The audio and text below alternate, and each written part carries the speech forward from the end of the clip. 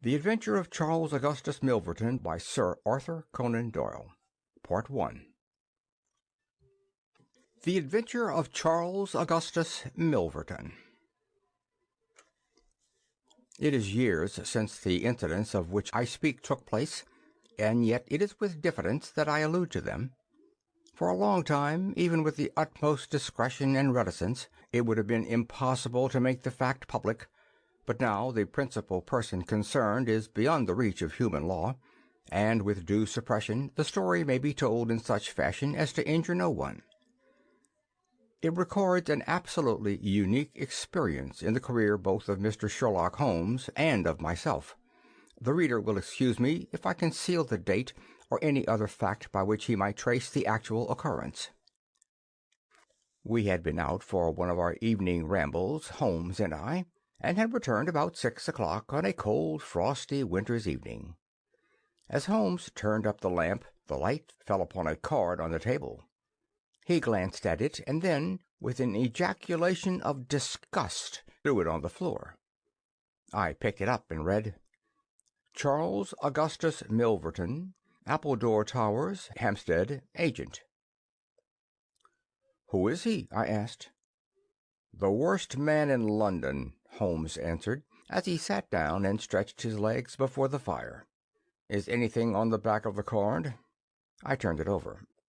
"We'll call it 6:30, C.A.M." I read. He's about due. Do you feel a creeping, shrinking sensation, Watson, when you stand before the serpents in the zoo and see the slithery, gliding, venomous creatures with their deadly eyes and wicked, flattened faces? Well, that's how Milverton impresses me.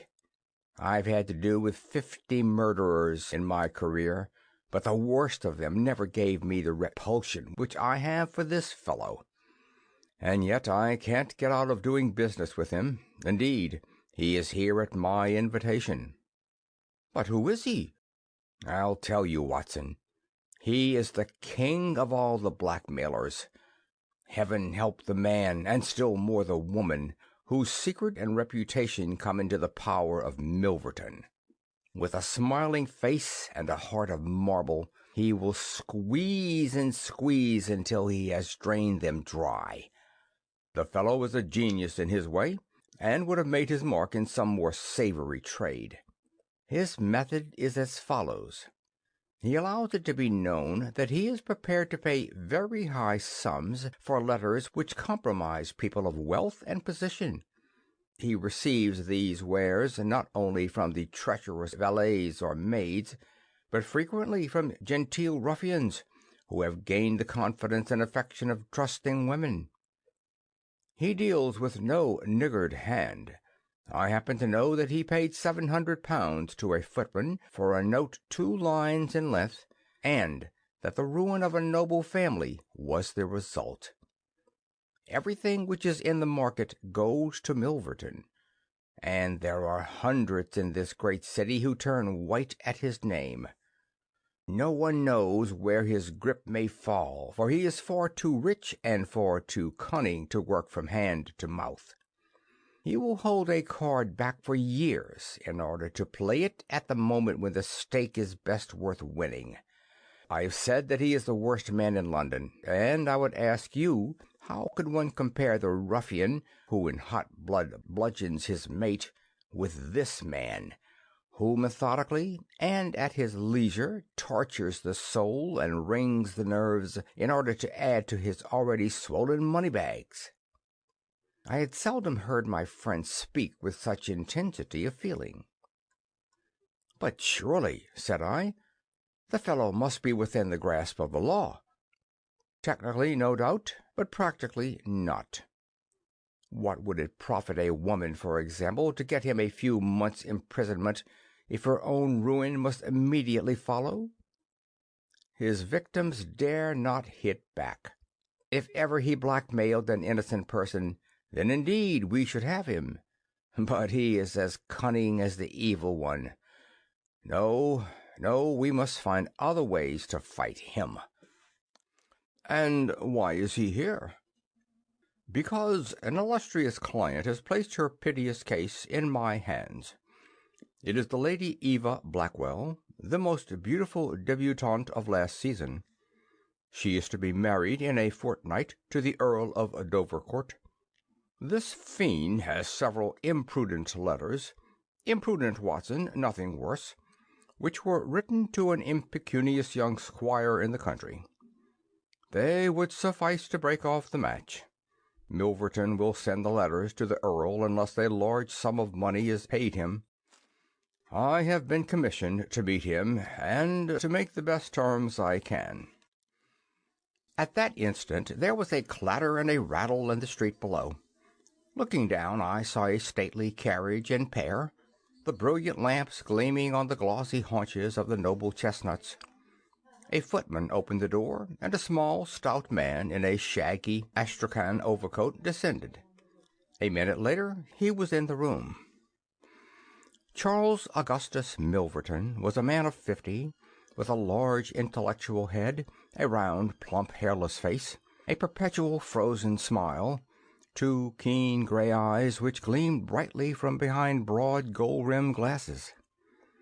There was something of Mr. Pickwick's benevolence in his appearance, marred only by the insincerity of the fixed smile and by the hard glitter of those restless and penetrating eyes.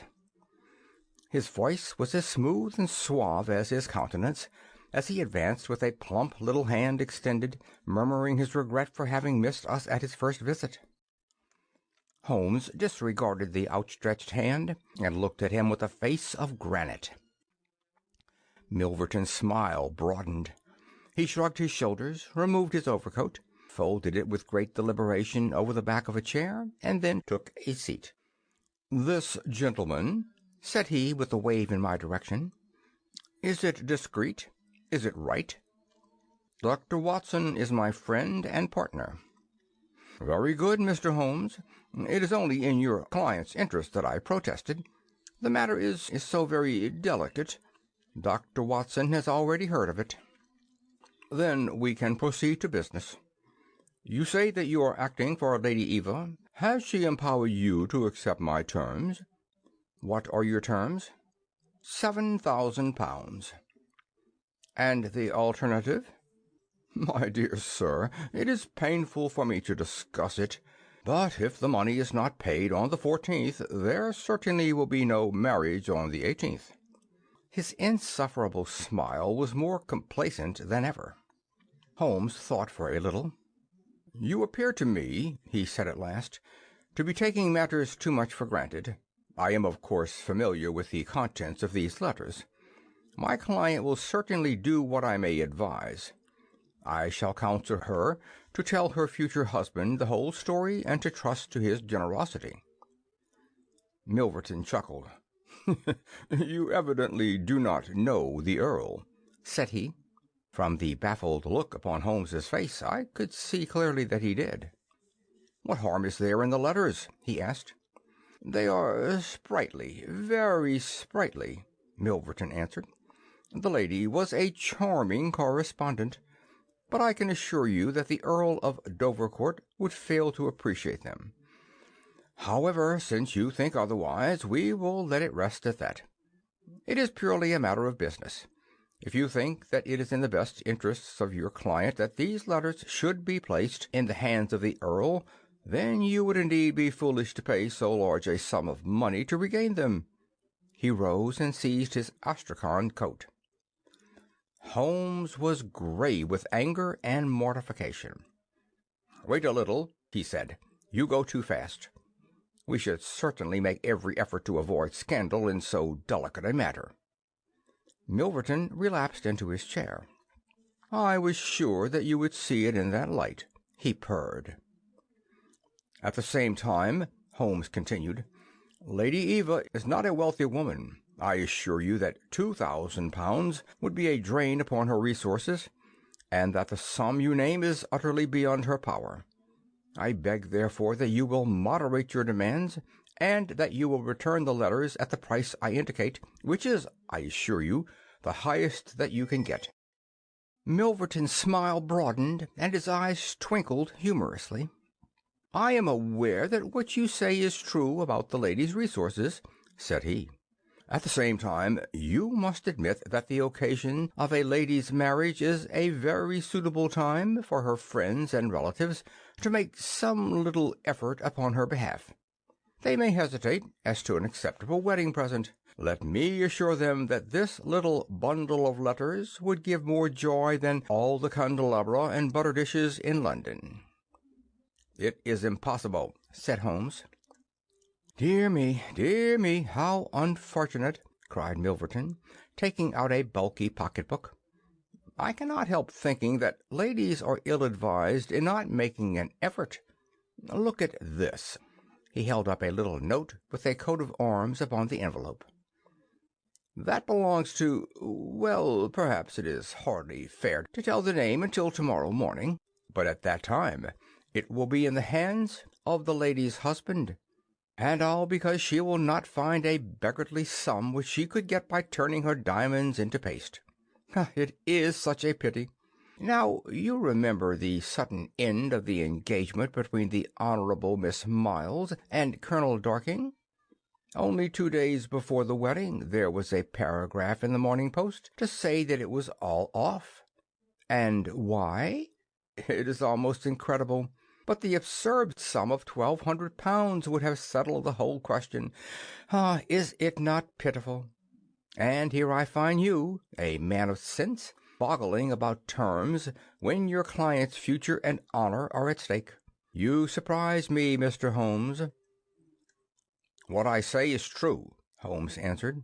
"The money cannot be found. Surely it is better for you to take the substantial sum which I offer than to ruin this woman's career, which can profit you in no way." "There you make a mistake, Mr. Holmes. An exposure would profit me indirectly to a considerable extent.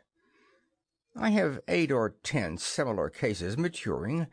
If it were circulated among them that I had made a severe example of the Lady Eva, I should find all of them much more open to reason. You see my point?" Holmes sprang from his chair. "Get behind him, Watson. Don't let him out. Now, sir, let us see the contents of that notebook." Milverton had glided as quick as a rat to the side of the room and stood with his back against the wall.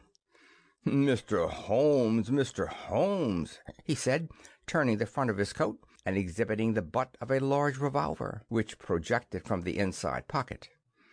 "I have been expecting you to do something original. This has been done so often, and what good has ever come from it? I assure you that I am armed to the teeth, and I am perfectly prepared to use my weapons, knowing that the law will support me. Besides, your supposition that I would bring the letters here in a notebook is entirely mistaken. I would do nothing so foolish. And now, gentlemen, I have 1 or 2 little interviews this evening, and it is a long drive to Hampstead." He stepped forward, took up his coat, laid his hand on his revolver, and turned to the door. I picked up a chair, but Holmes shook his head, and I laid it down again. With bow and smile and a twinkle, Milverton was out of the room, and a few minutes after we heard the slam of the carriage door and the rattle of the wheels as he drove away. Holmes sat motionless by the fire, his hands buried deep in his trouser pockets, his chin sunk upon his breast, his eyes fixed upon the glowing embers. For half an hour he was silent and still. Then, with the gesture of a man who has taken his decision, he sprang to his feet and passed into his bedroom. A little later, a rakish young workman, with a goatee beard and a swagger, lit his clay pipe at the lamp before descending into the street. "I'll be back some time, Watson," said he, and vanished into the night. I understood that he had opened his campaign against Charles Augustus Milverton, but I little dreamed the strange shape which that campaign was destined to take. For some days Holmes came and went at all hours in this attire, but beyond a remark that his time was spent at Hampstead, and that it was not wasted, I knew nothing of what he was doing. At last, however, on a wild, tempestuous evening, when the wind screamed and rattled against the windows, he returned from his last expedition, And, having removed his disguise, he sat before the fire and laughed heartily in his silent inward fashion. "You would not call me a marrying man, Watson?" "No, indeed." "You'll be interested to hear that I'm engaged." "My dear fellow, I to Milverton's housemaid." "Good heavens, Holmes!" "I wanted information, Watson."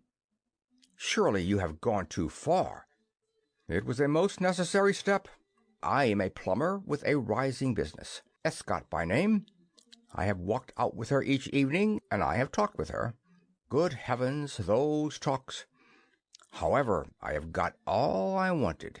I know Milverton's house as I know the palm of my hand." "But the girl, Holmes?"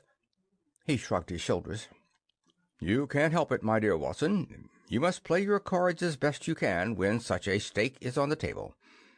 However, I rejoice to say that I have a hated rival who will certainly cut me out the instant that my back is turned. What a splendid night it is!" "You like this weather?" "It suits my purpose, Watson. I mean to burgle Milverton's house tonight." I had a catching of the breath, and my skin went cold at the words, which were slowly uttered in a tone of concentrated resolution.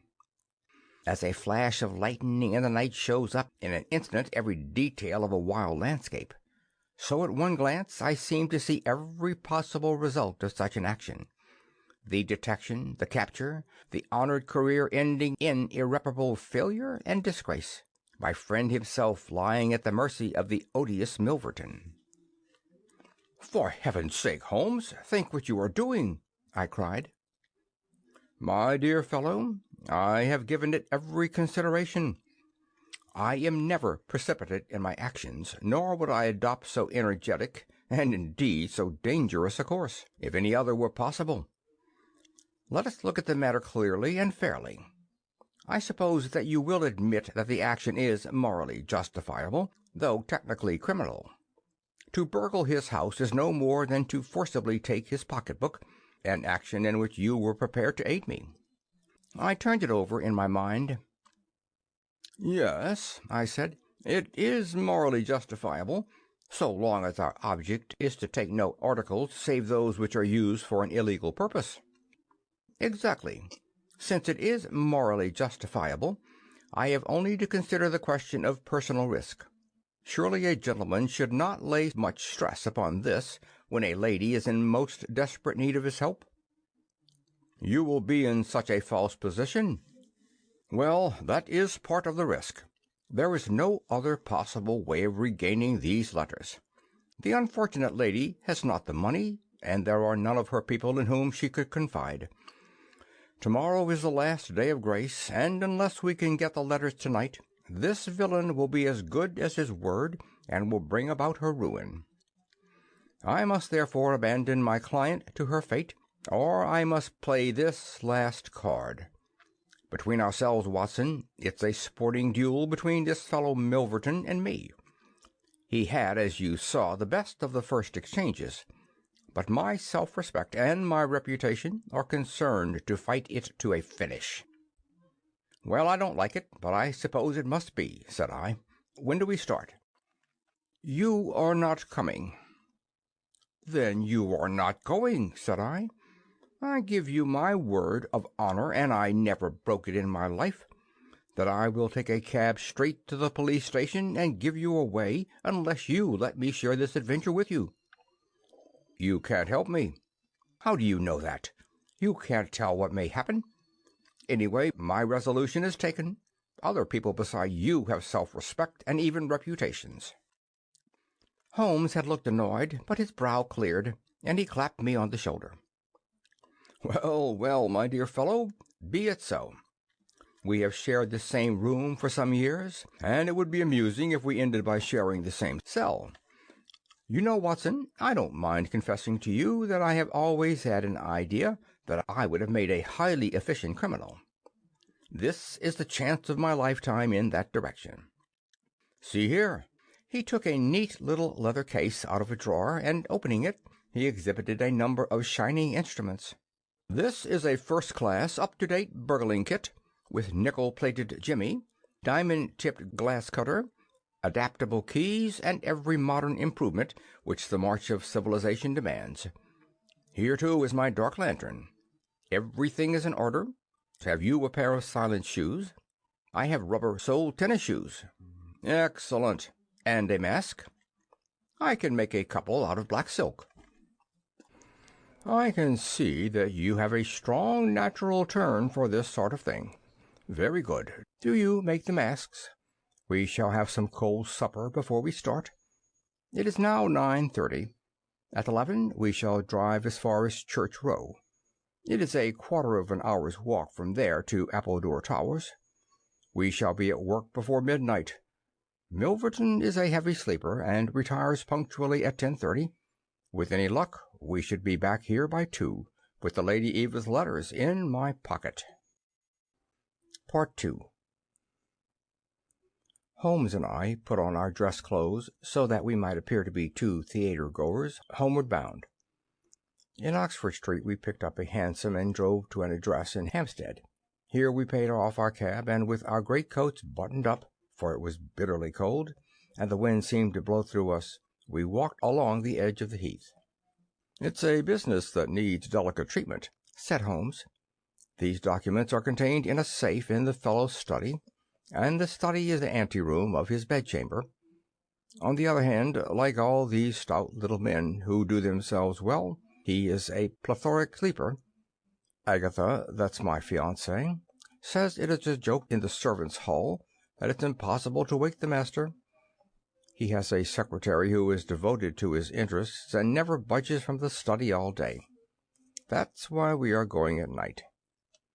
Then he has a beast of a dog which roams the garden. I met Ethica late the last 2 evenings, and she locks the brood up so as to give me a clear run. This is the house, the big one, in its own grounds. Through the gate, now to the right among the laurels. We might put on our masks here, I think. You see, there is not a glimmer of light in any of the windows, and everything is working splendidly. With our black silk face coverings, which turned us into 2 of the most truculent figures in London, we stole up to the silent, gloomy house. A sort of tiled veranda extended along one side of it, lined by several windows and 2 doors. "That's his bedroom," Holmes whispered. "This door opens straight into the study. It would suit us best, but it is bolted as well as locked, and we should make too much noise getting in. Come round here. There's a greenhouse which opens into the drawing-room." The place was locked, but Holmes removed a circle of glass and turned the key from the inside. An instant afterwards he had closed the door behind us, and we had become felons in the eyes of the law. The thick, warm air of the conservatory and the rich, choking fragrance of exotic plants took us by the throat.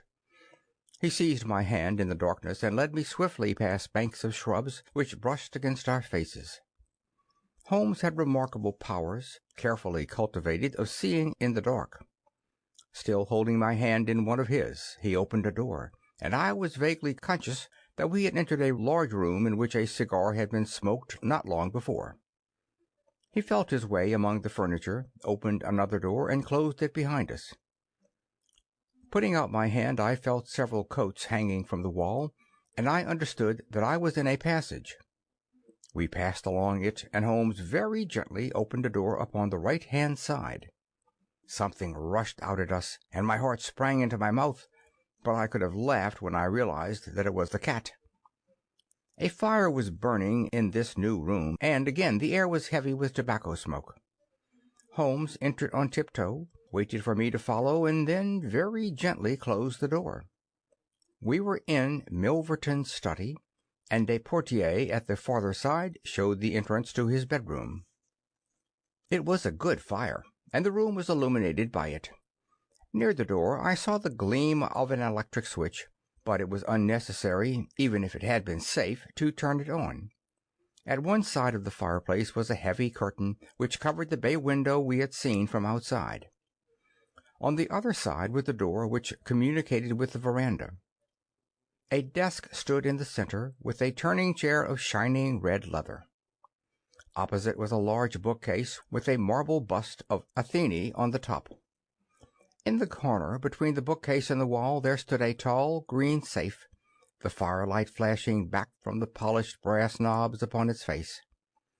Holmes stole across and looked at it.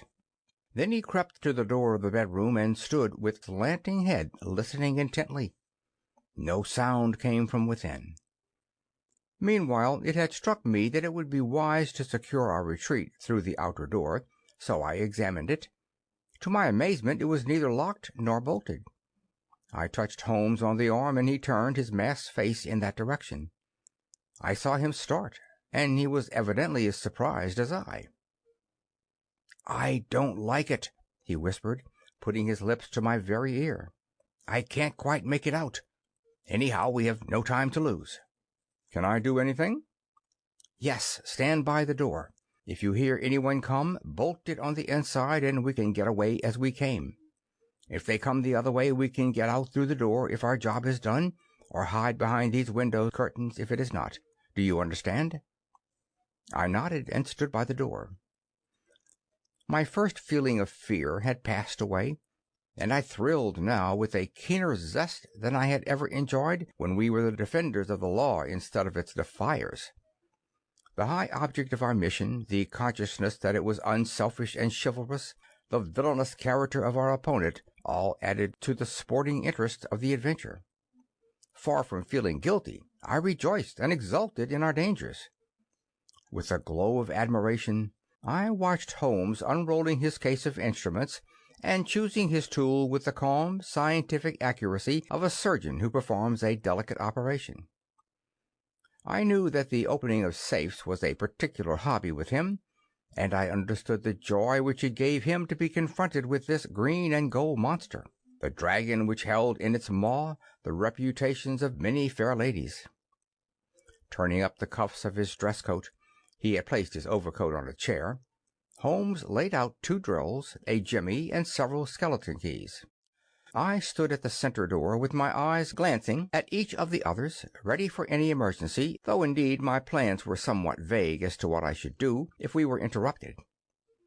For half an hour Holmes worked with concentrated energy, laying down one tool, picking up another, handling each with the strength and delicacy of the trained mechanic. Finally I heard a click. The broad green door swung open, and inside I had a glimpse of a number of paper packets, each tied, sealed, and inscribed. Holmes picked one out, but it was as hard to read by the flickering fire, and he drew out his little dark lantern, for it was too dangerous with Milverton in the next room to switch on the electric light. Suddenly I saw him halt, listen intently, and then in an instant he had swung the door of the safe to, picked up his coat, stuffed his tools into the pockets, and darted behind the window curtain, motioning me to do the same. It was only when I joined him there that I heard what had alarmed his quicker senses. There was a noise somewhere within the house. A door slammed in the distance. Then a confused, dull murmur broke itself into the measured thud of heavy footsteps rapidly approaching. They were in the passage outside the room. They paused at the door. The door opened. There was a sharp snick as the electric light was turned on. The door closed once more, and the pungent reek of a strong cigar was borne to our nostrils. Then the footsteps continued backward and forward, within a few yards of us. Finally there was a creak from a chair, and the footsteps ceased. Then a key clicked in a lock, and I heard the rustle of papers. So far I had not dared to look out, but now I gently parted the division of the curtains in front of me and peeped through. From the pressure of Holmes's shoulder against mine I knew that he was sharing my observations. Right in front of us and almost within our reach was the broad rounded back of Milverton. It was evident that we had entirely miscalculated his movements, that he had never been to his bedroom, but that he had been sitting up in some smoking or billiard room in the farther wing of the house, the windows of which we had not seen. His broad grizzled head, with its shining patch of baldness, was in the immediate foreground of our vision. He was leaning far back in the red leather chair, his legs outstretched, his long black cigar projecting at an angle from his mouth. He wore a semi-military smoking jacket, claret-colored, with a black velvet collar. In his hand he held a long legal document which he was reading in an indolent fashion, blowing rings of tobacco smoke from his lips as he did so. There was no promise of a speedy departure in his composed bearing and his comfortable attitude. I felt Holmes's hand steal into mine and give me a reassuring shake, as if to say that the situation was within his powers, and that he was easy in his mind. I was not sure whether he had seen what was only too obvious from our position, that the door of the safe was imperfectly closed, and that Milverton might at any moment observe it. In my own mind I had determined that if I was sure, from the rigidity of his gaze, that it had caught his eye, I would at once spring out, throw my great coat over his head, pinion him, and leave the rest to Holmes. But Milverton never looked up. He was languidly interested by the papers in his hand, and page after page was turned as he followed the argument of the lawyer. At least, I thought, when he has finished the document and the cigar, he will go to his room. But before he had reached the end of either, there came a remarkable development which turned our thoughts into quite another channel. Several times I had observed that Milverton looked at his watch, and once he had risen and sat down again with a gesture of impatience. The idea, however, that he might have an appointment at so strange an hour never occurred to me until a faint sound reached my ears from the veranda outside. Milverton dropped his papers and sat rigid in his chair. The sound was repeated, and then there came a gentle tap at the door.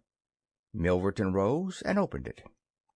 "Well," said he curtly, "you are nearly half an hour late." So this was the explanation of the unlocked door and the nocturnal vigil of Milverton. There was the gentle rustle of a woman's dress. I had closed a slit between the curtains as Milverton's face had turned in our direction, but now I ventured very carefully to open it once more. He had resumed his seat, the cigar still projecting at an insolent angle from the corner of his mouth. In front of him, in the full glare of the electric light, there stood a tall, slim, dark woman, a veil over her face, a mantle drawn round her chin. Her breath came quick and fast, and every inch of the lithe figure was quivering with strong emotion. "Well," said Milverton, "you made me lose a good night's rest, my dear. I hope you'll prove worth it. You couldn't come any other time, eh?" The woman shook her head. "Well, if you couldn't, you couldn't. If the Countess is a hard mistress, you have your chance to get level with her now. Bless the girl, what are you shivering about? That's right. Pull yourself together. Now let us get down to business." He took a notebook from the drawer of his desk. "You say that you have 5 letters which compromise the Countess of Dalbert. You want to sell them, I want to buy them. So far so good. It only remains to fix a price. I should want to inspect the letters, of course, if they are really good specimens. Great heavens, is it you?" The woman, without a word, had raised her veil and dropped the mantle from her chin. It was a dark, handsome, clear-cut face which confronted Milverton. A face with a curved nose, strong dark eyebrows shading hard, glittering eyes, and a straight thin-lipped mouth set in a dangerous smile. "It is I," she said, "the woman whose life you have ruined." Milverton laughed, but fear vibrated in his voice. "You were so very obstinate," said he. "Why did you drive me to such extremes? I assure you I wouldn't hurt a fly on my own account.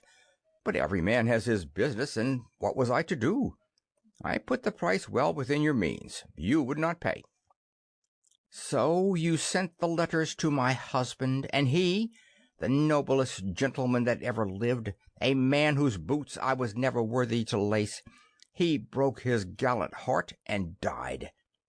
You remember that last night when I came through that door, I begged and prayed you for mercy, and you laughed in my face as you are trying to laugh now, only your coward heart cannot keep your lips from twitching. Yes, you never thought to see me here again. But it was that night which taught me how I could meet you face to face and alone. Well, Charles Milverton, what have you to say?" "Don't imagine that you can bully me," said he, rising to his feet. "I have only to raise my voice and I could call my servants and have you arrested. But I will make allowance for your natural anger. Leave the room at once as you came, and I will say no more."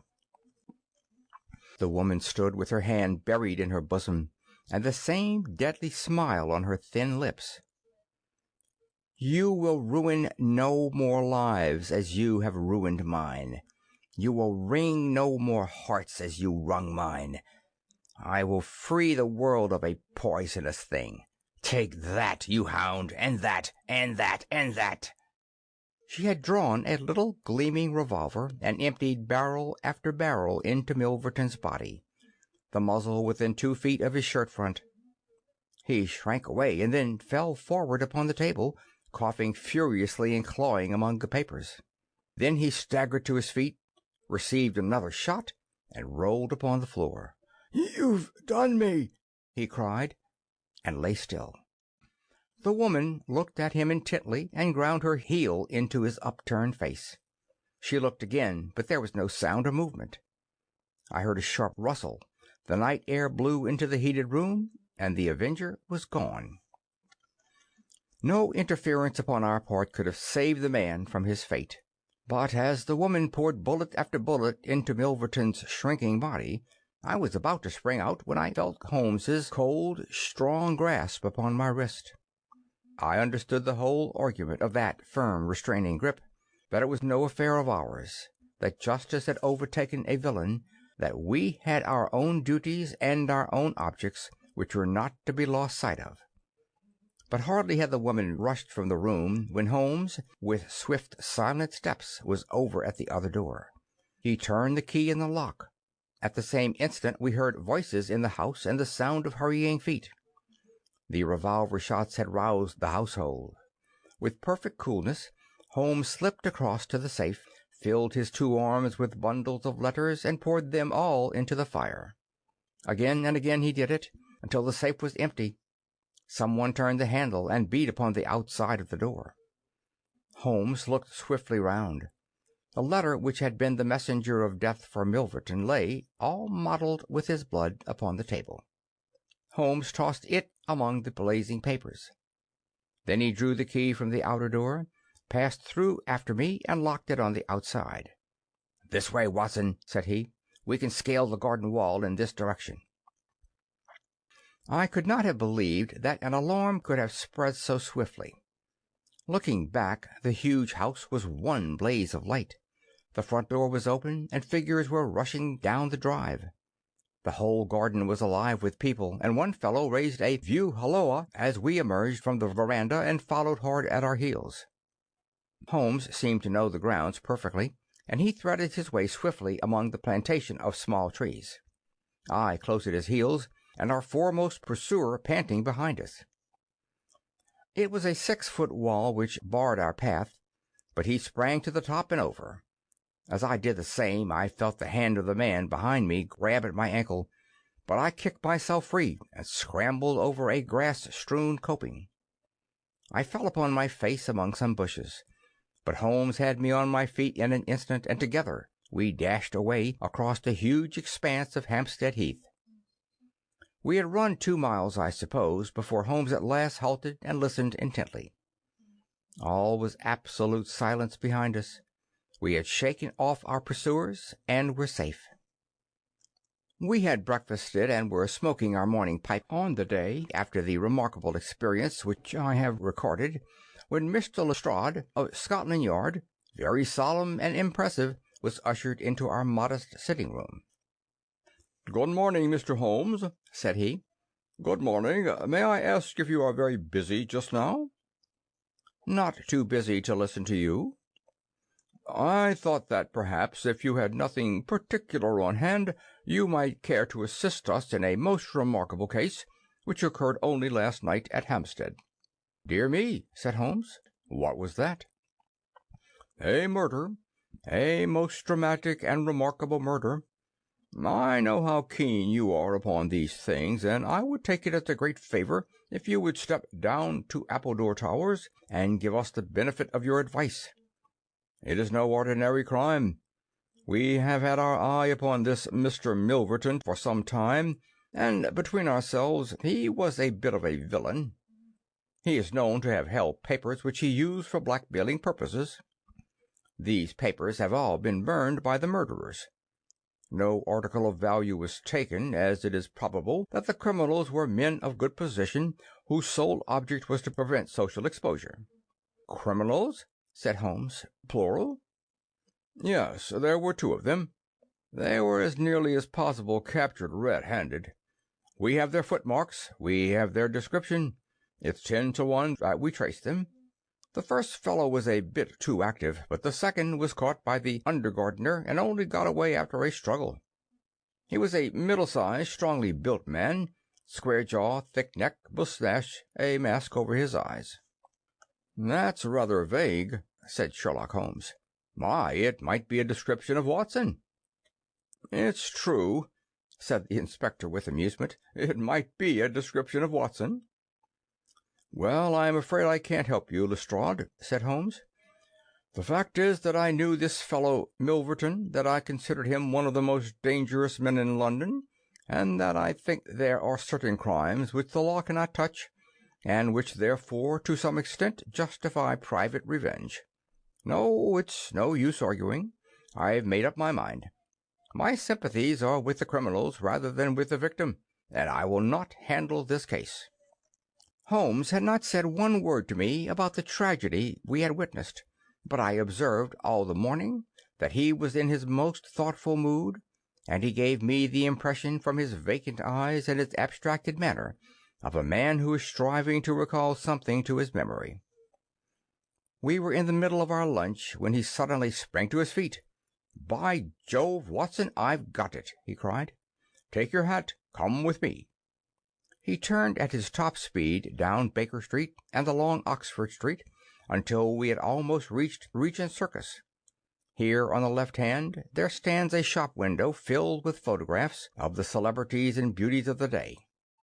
Holmes's eyes fixed themselves upon one of them, and following his gaze I saw the picture of a regal and stately lady in court dress, with a high diamond tiara upon her noble head. I looked at that delicately curved nose, at the marked eyebrows, at the straight mouth and the strong little chin beneath it. Then I caught my breath as I read the time-honored title of the great nobleman and statesman whose wife she had been. My eyes met those of Holmes, and he put his finger to his lips as we turned away from the window.